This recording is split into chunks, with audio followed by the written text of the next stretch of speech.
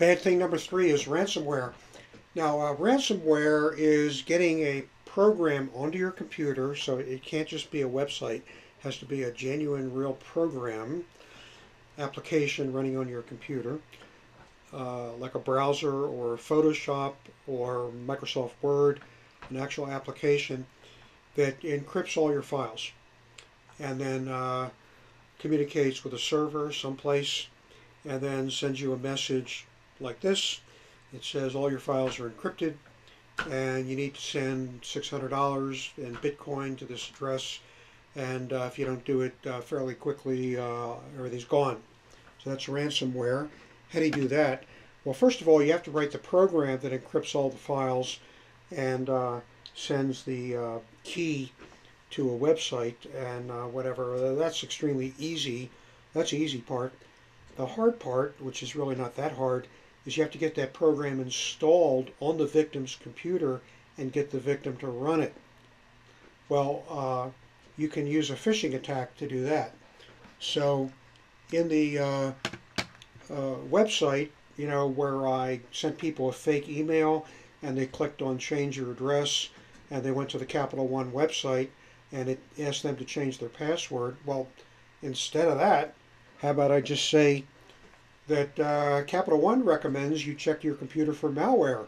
Download and execute our free and convenient checking application by clicking here. So you do that. That downloads the application. But in the process, you've probably done this, the browser asks if you want to save it. So you got to tell them, save it. And then you need to run the application, of course, because it's going to check your computer. And most operating systems are going to pop up a dialog box and saying, do you really want to run this? And so it's telling you that, you know, when that happens, just say run. You know what? When you installed Zoom, it was no different, and you figured, well, that's okay, I need Zoom, I need to do Ollie. So everybody's used to this, very, very common. So now the application is installed on your computer. Like I said, it could get there by phishing. There are bugs in operating systems that people can use to get stuff in. Trojan horse, which I'll explain soon.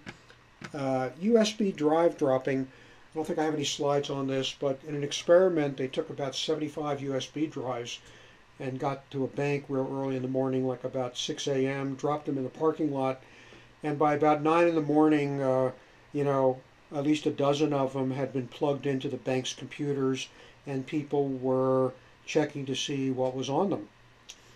Here's a story literally true. My daughter found a USB drive on the sidewalk outside her house some years ago, and on it was a copy of Avatar. Avatar was still in theaters, and we think it was somebody connected to the Motion Picture Academy of America who got Avatar for Academy Award screening. But if there was anything bad on that USB drive, I don't know about it. It didn't affect me. So lots of ways to do it. And then you run the application, which is not going to do anything.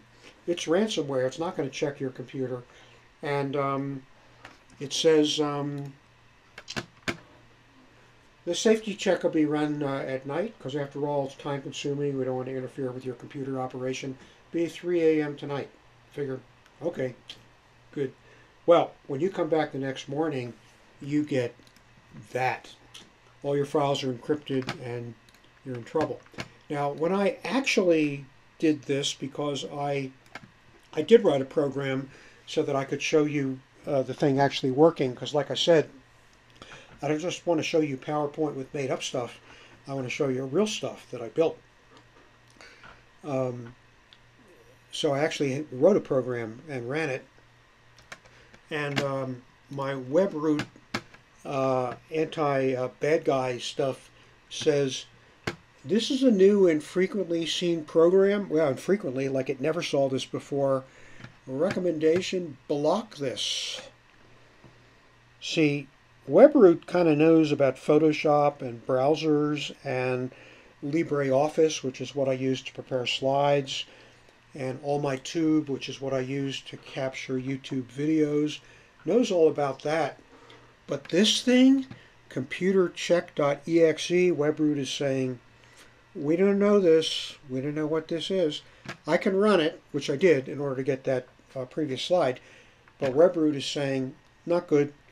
And if you're going to pay for Webroot, you do want to pay attention to what Webroot says. So that's ransomware. You say to yourself, well, wait a minute, what happened? I missed it. Well, what happened was that this program went in and encrypted all your files, and then you got this, and the files really are encrypted. You can't get to them. Some people suggest you pay the money.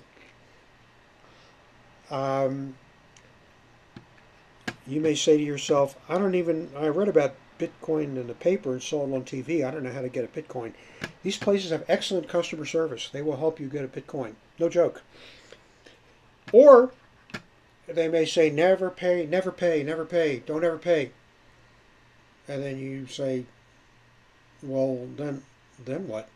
I'm going to get to that at the end. I'm going to tell you what to do. But I'm still in the bad stuff. Trojan Horse is cool. I blacked out the name of this application because it's not a Trojan horse, and I don't want to disparage the reputation of innocent people. But I just Googled for panorama photo stitching. You know, I want to take a bunch of vacation photos here. You take a photo, and you stitch them all together. And so if this were really a Trojan horse attack, somebody would take this, maybe it really does panorama stitching. It's pretty easy to get an algorithm to do that, especially if you're not trying to be world class. Make up a really attractive website, make it look good. Download it, and you're going to run it. And the best way to do this is to do a little panorama stitching for the person. In fact, if you do it well enough, they could run this thing for months or years. Wait a while. Don't encrypt the files just yet. Do it in a couple weeks so they won't connect the ransomware to their downloading this thing. If you're lucky, they will have downloaded a bunch of other stuff in the middle of that time. Excuse me, I have an alarm going off. Let me stop that. Because they got all these vacation photos and they want to do a whole lot of things. But you've now got an application running on their computer that's full of your code, and that's what ransomware does. So off you go. So Baltimore, a city that really did not have any spare money, got ransomware. This was actually an NSA, a National Security Agency tool that they were developing for the purpose of cyber warfare, but somebody in NSA released it. It was a huge criminal case, and a lot of code got out there into the various websites where cyber criminals get stuff. NSA had known about this for 5 years, but did not tell Microsoft about it because, after all, it's a state secret. But when it got out, NSA told Microsoft, it's out. We can't control it anymore. It's out there. All the bad guys are going to get it. So Microsoft almost immediately released a patch. If you install that patch, then the ransomware can't get into your operating system. So this was not a Trojan horse. It wasn't a dropped USB drive. It wasn't a phishing attack. It was an attack that uses a bug in Windows that the bad guys, in this case NSA, well, I call them bad guys, they're actually our guys, they knew about it. So Microsoft released a patch, but of course Baltimore didn't update their servers. Baltimore had decentralized servers and a lot of public employees, and they run out-of-date software. Actually, I've worked in many organizations that have personal computers, and they never update their operating systems because it causes too much trouble for the IT staff. First of all, it's a lot of trouble to do it, and secondly, there's always a few applications that won't run right.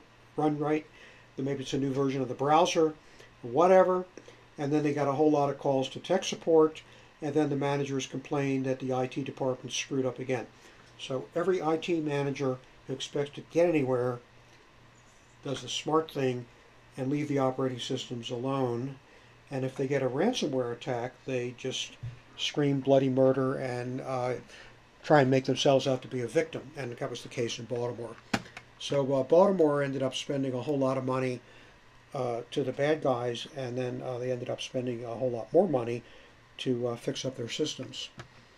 And then here's Locky. These were decoy image files, so people were sent emails full of cute pictures. I don't know what they were.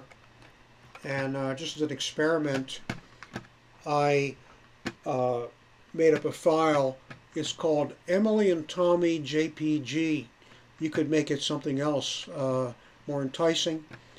And you know, photographs end in JPG. You know that. But this doesn't actually end in JPG. I brought up the properties, and you could see that it is an executable file.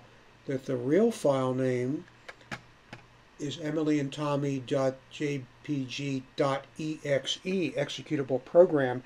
And if you double click on that thing to look at the JPEG, which is extremely common, it's going to get an executable program.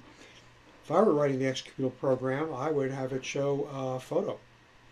That way you'd think it's working. Meanwhile, ransomware in your computer, and off we go.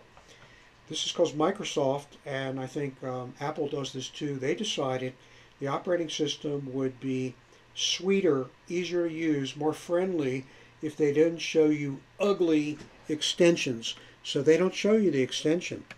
JPG, that's not the extension. It looks like it is, but it's not. So it's incredibly easy to get ransomware onto a computer.